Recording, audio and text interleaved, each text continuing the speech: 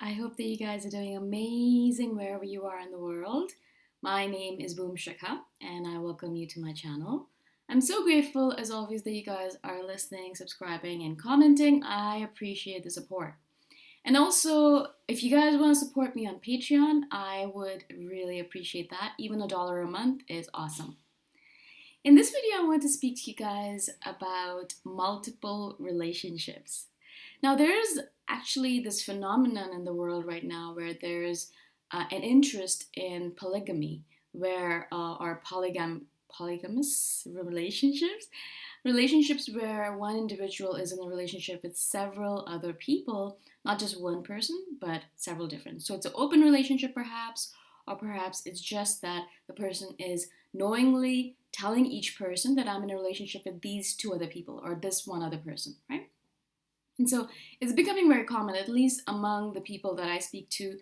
Polygamy is becoming something that's really it's a new thing, and it's becoming very popular. So very few people that I know are in just a single heterosexual relationships.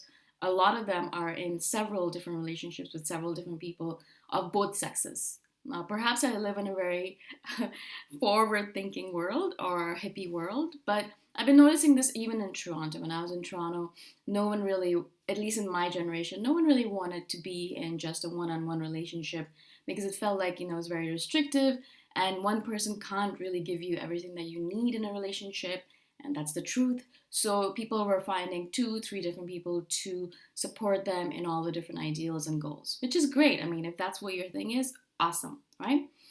The only thing that I wanted to say is that I've received emails from people who were interested in getting into a relationship with an INFJ and were asking me, this person that I know, this INFJ that I know, he's suddenly gone cold or she's suddenly gone cold. Do you think she's seeing someone else or he's seeing someone else? Do you think they're in multiple relationships?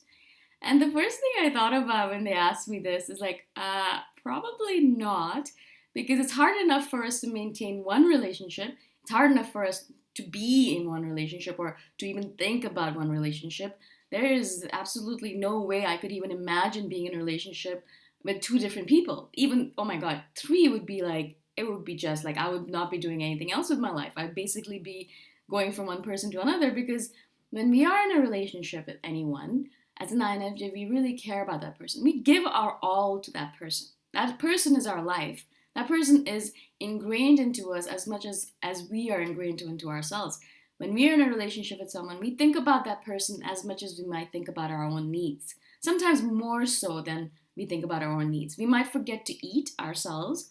We might forget to drink water ourselves, but we will be watching that person and making sure that that person's eating well, that person's drinking water, that person's sleeping well, right? So we'll give up on our own stuff to take care of this other individual. So if I am doing so much to be in a relationship with someone, if I'm spending so much time taking care of someone, there is really no other way I could be, or no way I could be in a relationship with 2, 3, 4 different people, because literally it would be too exhausting, mentally, physically, spiritually exhausting for me. Now, of course, that I'm looking at it from the perspective of the fact that I'm an INFJ and this is how I look at the world. Maybe there are some INFJs in the world who are in polygamous relationships because they made it work for them. Now, I'm not saying that this is absolutely true for every INFJ in the world, but I can imagine that based on our personality, based on the fact that we are extremely, when we give to someone, we're extremely giving, right? Like we're just that person's giver. We just do everything for that person, right?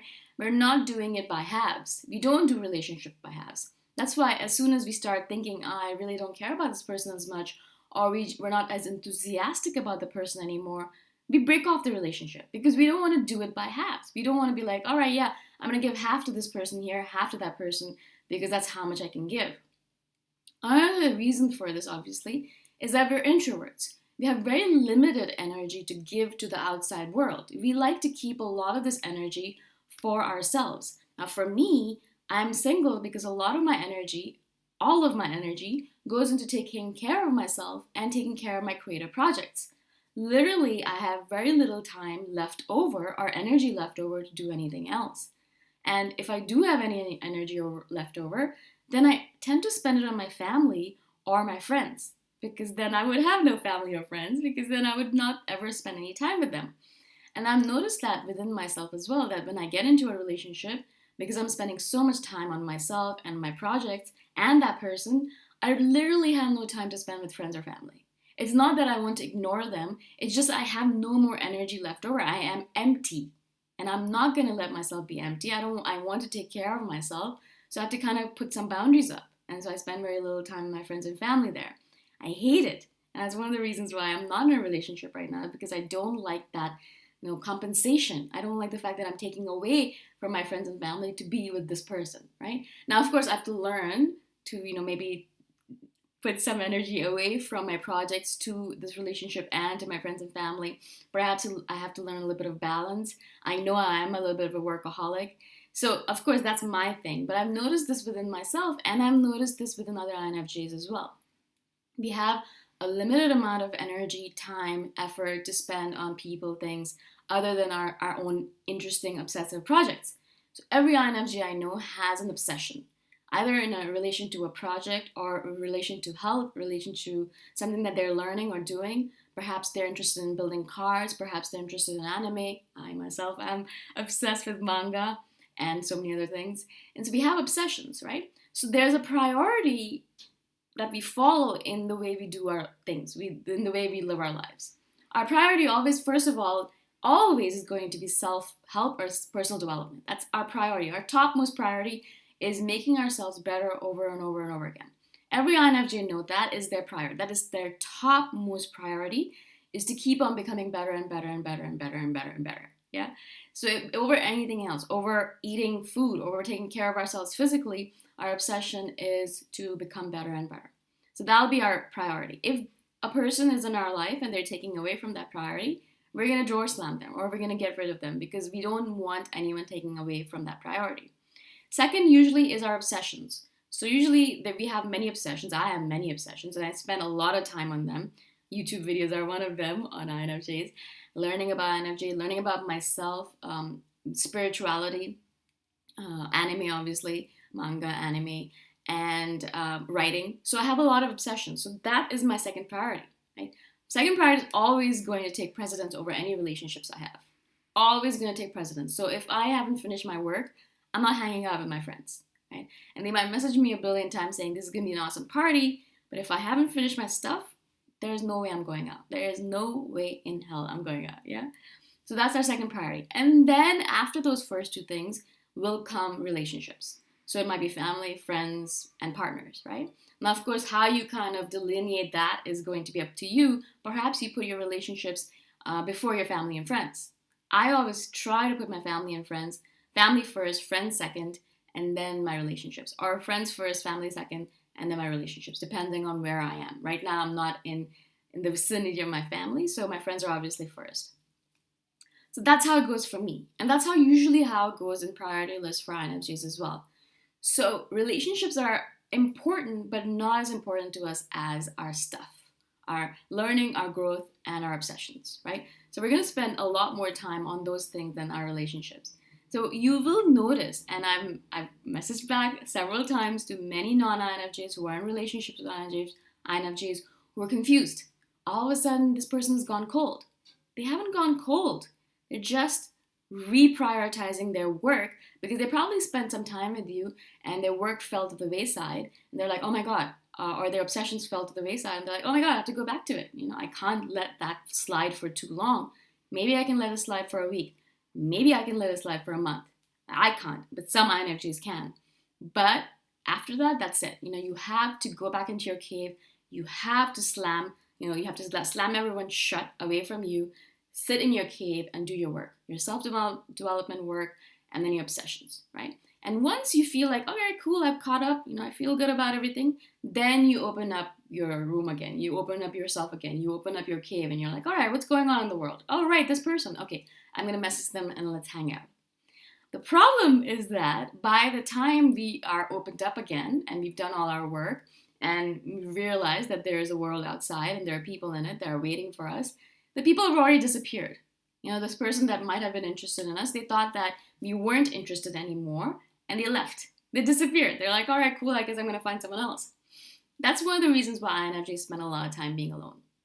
It's because we don't explain to the person, all right, my stuff, my work is really important to me, I'm going to spend a week or two catching up.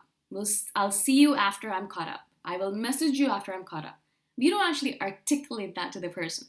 Now, what I've started doing for myself is I message my friends and my family as soon as I know I'm going into a cave. When I'm going to get obsessed with my work, and it happens very often, I'll message them saying, yeah, I'm in my cave right now, I'm doing my work, I'm obsessed with it right now, I don't have any time to meet up or do anything else.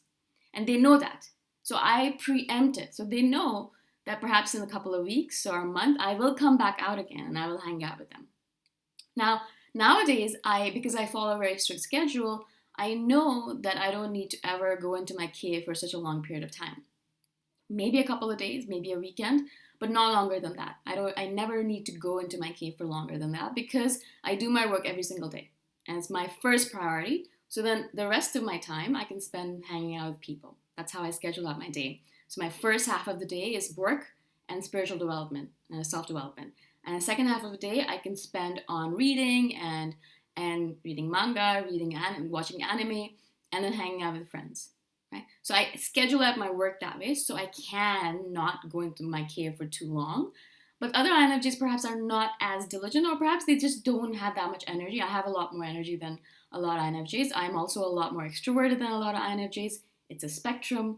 And so I can hang out with people more and I can still do my work and all that. Some INFJs are more introverted and they just cannot, they don't have the energy for it, right?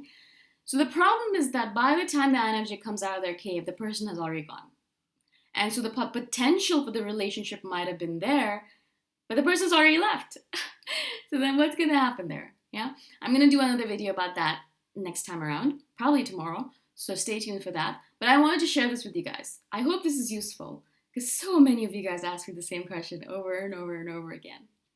If you guys have any questions about this topic or any other topic, email is the only way I'm going to answer questions anymore. So please email me. My email address is in the description below. No Facebook, no Instagram. If you want to just tell me that I'm great, then you can do that through Facebook and Instagram. But if you have a question, email. And I would love it if you guys supported me on Patreon. Go check it out. My link is below.